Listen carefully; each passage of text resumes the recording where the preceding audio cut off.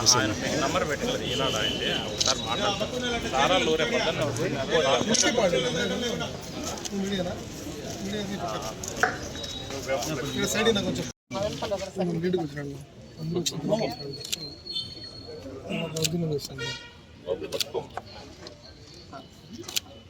ఏం ప్రభాకర్ ఏమైంది?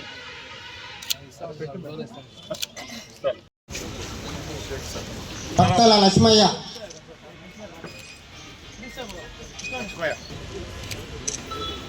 టి శివారెడ్డి,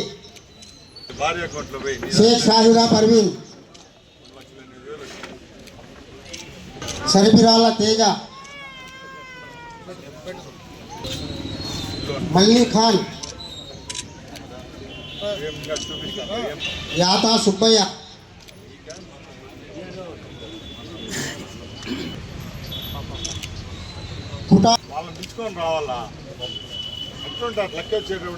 పోలూరు అంజనమ్మ.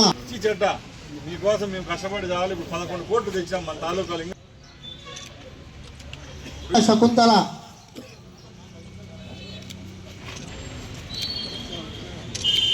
షేక్ సబీహా, షాహిదా బాను,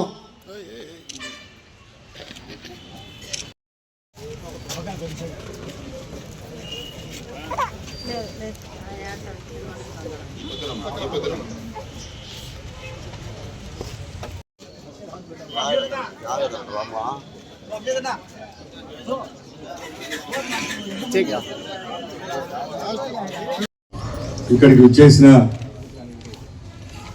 రాయచోటి నియోజకవర్గ అలాగే పక్కల నియోజకవర్గాల సీఎంఆర్ఎఫ్ బెనిఫిషరీస్కు అలాగే తెలుగుదేశం పార్టీ కార్యకర్తలకు పాత్రికేయులకు ప్రతి ఒక్కరికి మనస్ఫూర్తి ధన్యవాదాలు. ఈరోజు ప్రభుత్వం ఎన్నో కార్యక్రమాలు చేపడుతూ ఉంది. ప్రజల కోసం ముఖ్యంగా ఆంధ్ర రాష్ట్రంలో ఏ ఒక్క వ్యక్తి ఆరోగ్యపరంగా ఏ విధమైన సమస్యలు లేవనెత్తకుండా కేవలం ప్రభుత్వ హాస్పిటల్లే కాకుండా ఎవరైతే కార్పొరేట్ హాస్పిటల్లో చికిత్స పొందుతారో వాళ్ళ కోసం కూడా గౌరవ ముఖ్యమంత్రి గారి CMRF chief minister relief fund ఏదైతే ఉందో అది ఒక 17 మంది ప్రణాళికాబద్ధంగా గత 18 నెలల నుంచి రాష్ట్ర వ్యాప్తంగా ప్రజలకు సేవలు అందిస్తూ ఉంది. దానిలో భాగంగానే మన రాయచూటి నియోజకవర్గాన్ని నుంచి మన ఆఫీస్ నుంచి ఇప్పటి వరకు 11,20,00,000 రూపాయలు లబ్ధిదారులకు ఇవ్వడం జరిగింది. అంటే సుమారుగా 1000 కుటుంబాలకు ముఖ్యమంత్రి సాయ నిధి పనికొచ్చింది. ఎక్కువ అంటే 18-20 లక్షల నుంచి 25,000 వరకు తక్కువగా ఆర్థిక సాయం ఆ కుటుంబాలకు వెసులుబాటు ఇచ్చే విధంగా ప్రభుత్వం అందిస్తాము. ముఖ్యంగా ఈరోజు గతంలో పోలిస్తే ఇప్పటికీ ఆరోగ్యపరంగా రాష్ట్రంలో చాలా ముందుకు వెళ్ళాం. ఈరోజు గ్రామ స్థాయిలో ఉన్న ప్రైమరీ హెల్త్ సెంటర్ల నుంచి ఏరియా హాస్పిటల్ వరకు ఎక్కడ డాక్టర్ల కొరత కానీ నర్సుల కొరత కానీ ఏ విధమైన సమస్యలు లేకుండా అక్కడ సేవలు అందించడం జరుగుతూ ఉంది. అలాగే ఎవరైనా చుట్టుపక్కల ఉండే హాస్పిటల్ స్విమ్స్ కానీ రూయా కానీ అలాగే కడపలో ఉండే రిమ్స్ హాస్పిటల్లో కూడా ఎవరైనా చికిత్సకు పోయినప్పుడు మన ఆఫీస్ నుంచి కూడా వాళ్లకు అక్కడ ఉన్న డాక్టర్లతో మాట్లాడి సూపరింటెండెంట్తో మాట్లాడి ఎవరికన్నా ఆరోగ్యశ్రీ ఎన్టీఆర్ ఆరోగ్యశ్రీ ఏదైతే ఉందో అది అందకపోయినా కూడా ఆ లెటర్ పనికి రాకపోయినా మనం సీఎంఆర్ఎఫ్ పెట్టుకొని ఇవ్వడం జరుగుతూ ఉంది. ముందే ఎవరికైనా హాస్పిటల్కు ఎల్ఓసీలు కావాలన్నప్పుడు మన ఆఫీస్లో ఎన్రోల్ చేసుకునే వాళ్ళకు కూడా ఎల్ఓసి ఫెసిలిటీ కూడా కల్పించడం జరిగిందని తెలియజేసుకుంటూ నేను ఒకటే కోరుకుంటున్నా, గౌరవ ముఖ్యమంత్రి చంద్రబాబు నాయుడు గారు ఎంతో ప్రతిష్టాత్మకంగా ఈ కార్యక్రమాన్ని చేపడతా ఉన్నారు. గత ప్రభుత్వంలో ఒక నియోజకవర్గానికి పట్టుమని ₹1 కోటి ఇచ్చిన పరిస్థితి ఆ రోజు లేదు. ఈ రోజు ఈ 18 నెలల్లోనే మన నియోజకవర్గానికి 11,20,00,000 పేద కుటుంబాలకి డబ్బు అందిందంటే ఒకసారి అందరూ గుర్తు పెట్టుకోవాలి. ఇది మంచి మహోన్నతమైన కార్యక్రమం. ఈరోజు ప్రతిపక్షాలు కూడా ఈ కార్యక్రమం మీద మాట్లాడేటప్పుడు సిగ్గు శరం ఉండాలి. ఎందుకంటే మీరు చేయలేని పని ఈరోజు ఈ ప్రభుత్వం చేసి చూపిస్తా ఉన్నారు. నీతిగా నిజాయితీగా ప్రభుత్వం పనిచేసేటప్పుడు తప్పులు ఉన్నప్పుడు మీరు బహిరంగ చర్చకు రండి.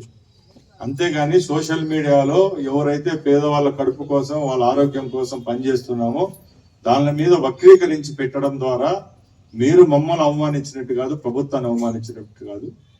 పేద కుటుంబాల్లో ఎవరైతే వారి కష్టాల్లో ఉన్నప్పుడు చేయూతనిచ్చే ప్రభుత్వం కోసం వాళ్ళు ఆధారపడి ఉంటారు, వాళ్ళను అవమానించినట్టు. కాబట్టి ఎప్పుడు అన్ని విషయాల్లో రాజకీయం చేయకూడదు.